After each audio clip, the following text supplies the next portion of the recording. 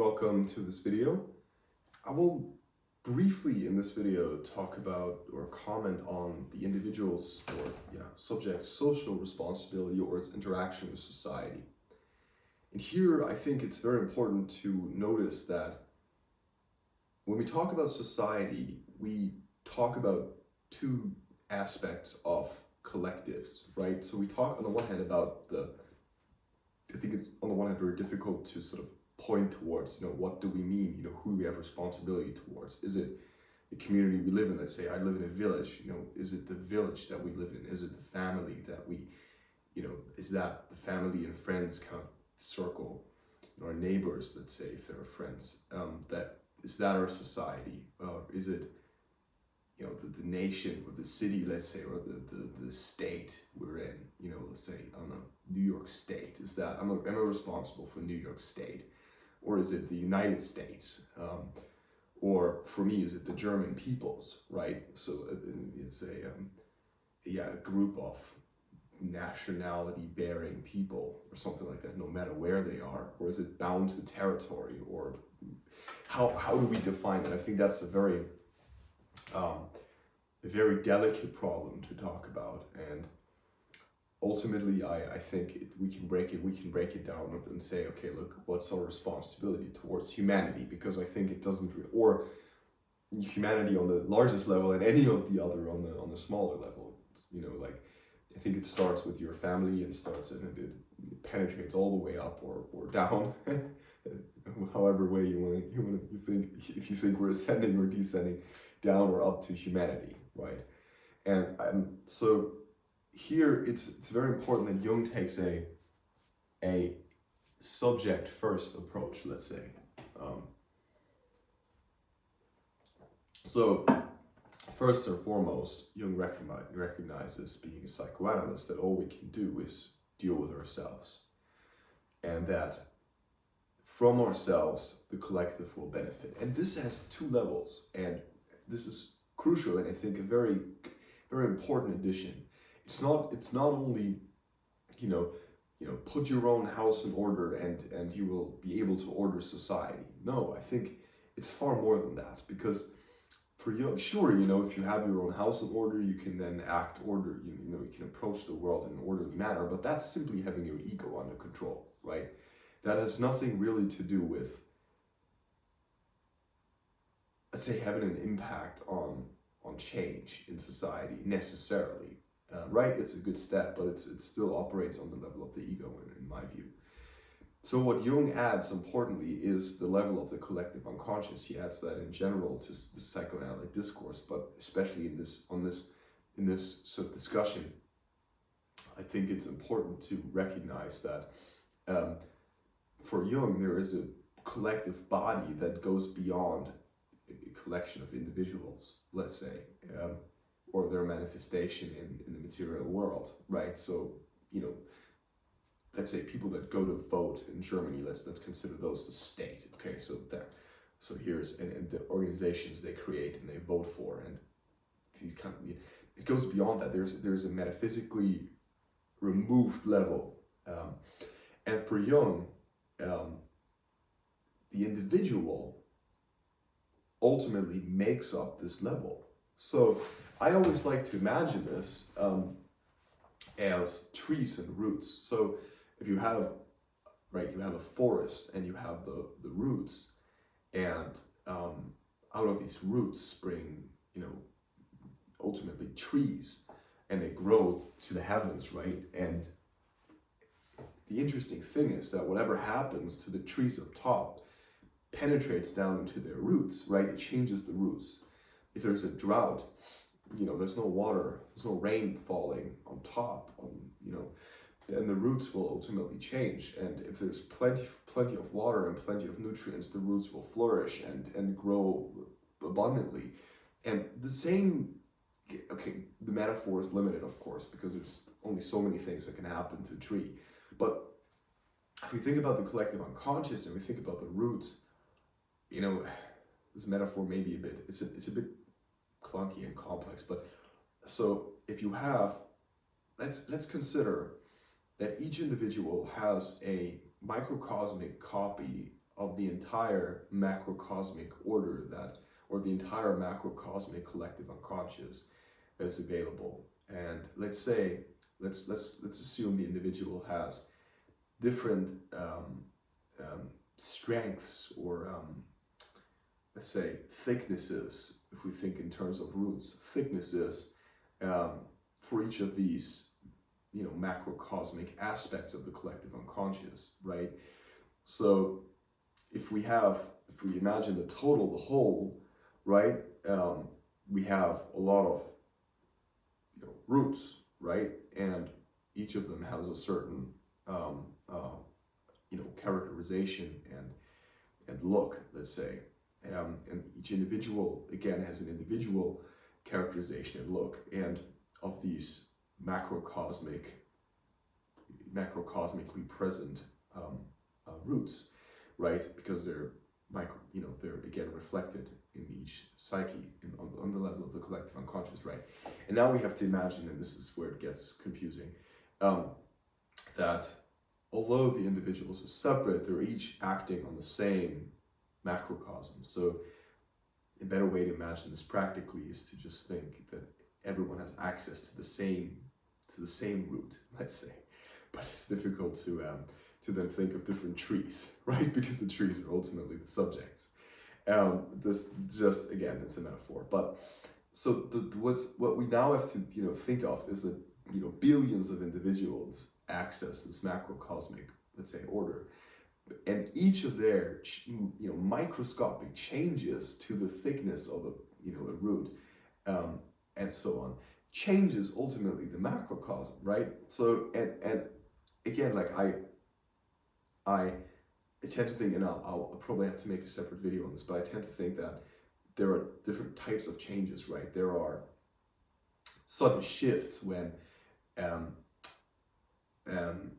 basically, or sudden activations where somehow there's a constellation within a social group. Let's say what happened pre-World War II, right? In Germany, there was a sudden constellation in certain, Jung writes about this in his Civilization Transformation, sudden constellation, and sort of this collective moment of, yeah, maybe, let's say, psychosis, right? I think he says psychosis. And that was somehow caused by or amplified at least by a constellation in these collective images, right? So, but I think it's important to consider at least the question whether this also functions vice versa, right? Whether the individual can shape the collective unconscious. And here's where it gets interesting. This is an interesting question that I want to bring up. The question is whether if this is the case, if the subject can shape the collective unconscious, right? Although even if it's very, very, you know, minute changes, then how can we still speak of truth when we speak about the collective unconscious, right? Or of the archetypes, essentially. Like, how can we still say, okay, well, the archetypes come before us as an a priori truth? Well, they do, right? For each individual is, again, born into this sort of structure, and so, you know, they again are presented, we are again presented with this truth, but it's actually what it is. It's not a metaphysical totality, but it's only a historically grown root, let's say. So the question is if we take that or not. I have my own opinions about this, which I may talk about in another video, but it's a question that I want to also just leave in the room. And anyways, for the question guiding us today, what is the individual's responsibility? Again, Jung takes this individualistic perspective where he says, you know,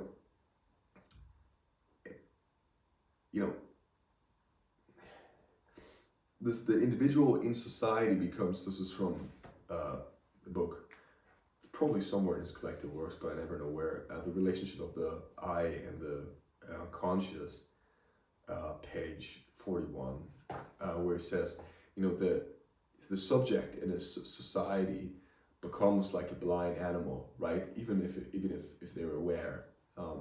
So all they can do is retreat and for themselves and constitute or create a firm base. And of course, what he means by that is ultimately individuate, right? Integrate the shadow and become whole as an individual, heal, which is an important aspect, because then there's not so much, let's say, animalistic threat to fall into the psychotic mass state, let's say. So yeah, I think that's an important perspective. It's again, it's this the important point is this interaction with the realm of the collective. I think that's the interesting takeaway here from this video. Thank you for tuning in, and see you next time.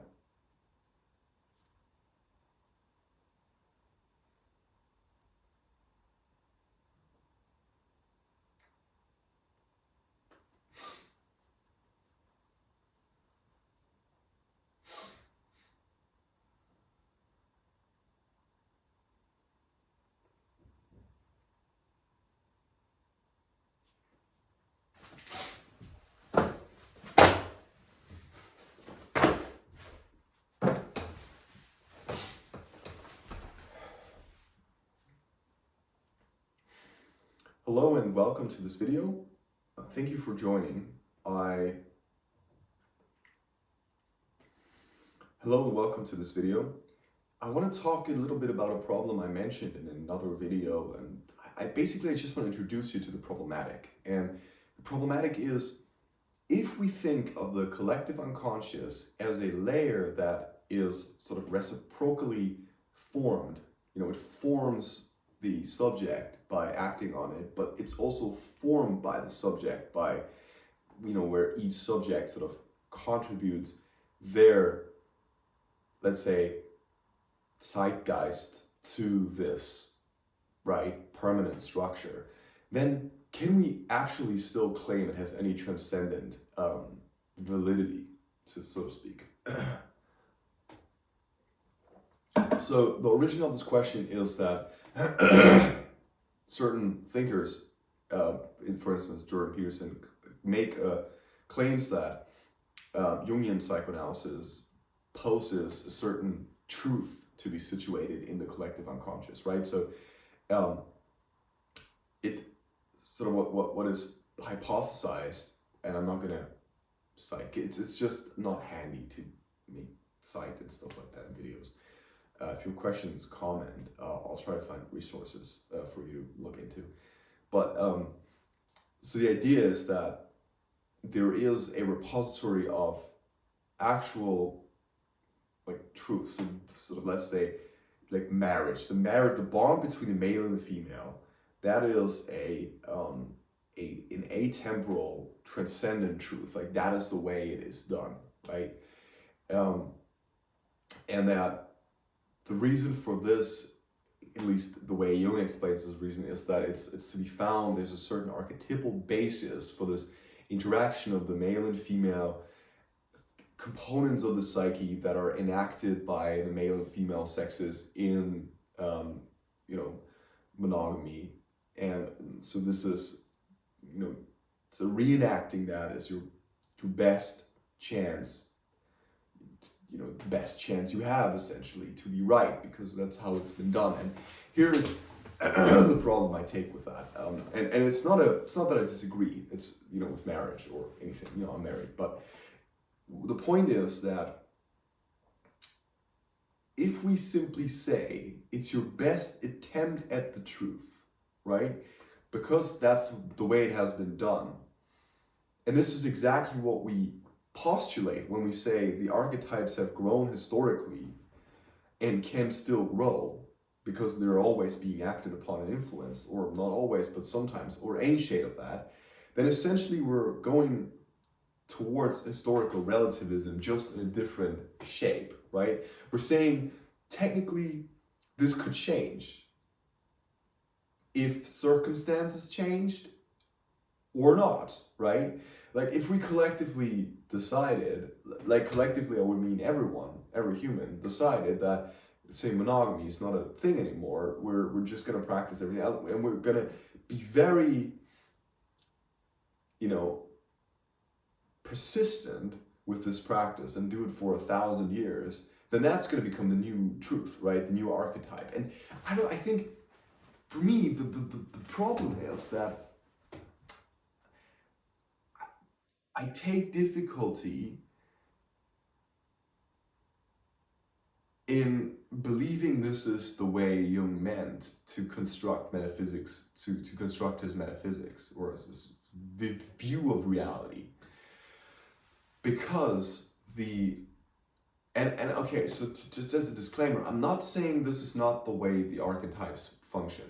I'm struggling with this myself, because I'm not entirely, on the one hand, I'm defending, and I've defended this in most of my books, that I think all of them, that the archetypes can be acted upon so that they're formed and created sort of by this process of filtration, right? I give this example of water, that the way groundwater is filtered through filtered, like rainwater is filtered and becomes groundwater, by going through these layers and layers of soil. That at some point it arrives in this repository that's then the collective unconscious, and so it's thereby, like, I call this the process of I don't remember, I think despecification or something, or decontextualization, where it's basically sort of elements are decontextualized. So let's say my personal experience of relationship to a woman is decontextualized, Freudian slip, decontextualized, and in this process of filtration. And then when it reaches the collective unconscious, it becomes part of this collective, and then someone else draws from the collective unconscious when they have their experience with a woman, and in that moment it's recontextualized, right? And so this constant cycle of decontextualization and recontextualization carves out, and this is the question, right? Carves out what it means to be with a woman as a man, and the question is, if I say carves out, then there's something to carve from, right? Like you have a stone, and you carve out, it also has this teleological tint, right? So it's almost like when you try to carve out a statue, you have something in your mind, arguably, that you're trying to carve, right? It depends, right? If you're trying to carve a face, you've got to have a face in mind, more or less. The faceness of the face, right? If we speak with Plato, you have it in mind, right? You're not going to accidentally carve a foot while trying to carve a face, right? Unless something's wrong. But so this is the core question. So the core question is there something that we're just working towards on the level of egos, on the level of the subject, right? The ego, which is this carving out, but it's already there, actually. And this is actually the layer then that we're all talking about, and this whole historical talk is simply us trying to find that layer. So that's, again, talking on the level of the ego, and actually we have in this archetypal layer this repository of timeless and unchanging, right? Information that, or at least, it doesn't even necessarily have to be unchanging, right? That's not even what I'm trying to get at. I'm just trying to detach it from human history, because it would be strange to me if the basis or the fundament of all reality is dependent on human history. That would occur to me as quite strange. And if we defend the standpoint that, or not defend, I mean, it's not a war, but if we, let's say, what's the English word? If we believe in the standpoint that the archetypes are the fundament, or the collective unconscious is the fundament of both material and immaterial reality, so psychic and material reality, or manifests in both of these as different aspects of the same fabric, then we would ultimately say that the fundament of material reality is history. And that's strange. I mean, it just occurs to me as something that's very ego-driven, and the whole point is that there's something that's non-ego, right? And so here's the idea. So it could be that what I'm just taking Peterson as, the straw man here. I don't know if he specifically believes that, no offense. So what Peterson and co are saying could be that that's simply pertaining to a layer of the collective unconscious that can be reached or dug into by the ego, right? That's a possibility. So then we would split that layer. And this is indeed something I have proposed, or I'm thinking, say, look, okay, actually there's the actual fabric of reality is sort of what Jung is trying to get at with this whole synchronicity thing, right? The whole synchronicity coming from Taoism, right? The Tao that's underlying reality, it's non-material, it has nothing to do with the ego, it has nothing to do with subject, it has nothing to do with humans. It's what is, right? It's what has been there, it's what always has been there, and that has certain structures, trajectories that we then can call, that along which then on the next layer, the collective unconscious, more specific archetypes can be formed, right? And by specific, I mean, the relationship between the male and the female. I mean, the male and the female, those are categories of the human, or let's say of the biological evolution, right? They're not categories that are inherent to all of reality by necessity. That's not, stone is male or female, unless you believe in the energy of stones. But, for me, I don't know, for generally speaking, a book is male or female, right? Or this plant is male or female. Oh, actually, you can't, damn. Okay, this cable is male or female. So there you go. And so but there is something, we give these labels or these names to certain unnameable or unspeakable patterns of unfolding, right? And so then these unspeakable forms, for the lack of a better word, are then what is actually fundamental. And then on top of that, we have these manifestations in stories and myths and symbols, and they have certain words that take certain shapes, and in our historical unfolding, we can influence them in a certain manner. But, and here comes the most important, I think, aspect, they can also become tyrannical. And and what then occurs if we add this actual transcendent layer, so I'll say this is actually a transcendent layer, this layer of, let's call it the layer of the Tao, or the layer of the synchronicity, right? It intervenes, right? It intervenes. It has an interventionary power, so to speak, where it can act upon or rupture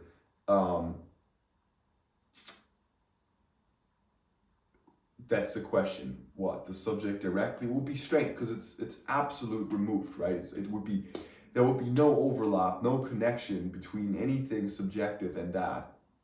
But so this is a question to struggle with, and I think I'll return to that in other videos. But I want you to consider, or to keep in mind, that it's difficult to think about the archetypes as something purely historically arising, because that would make them, they would take away the power of intervention, because you would then always, like, all that would happen is you would be pushed into this conforming position, right?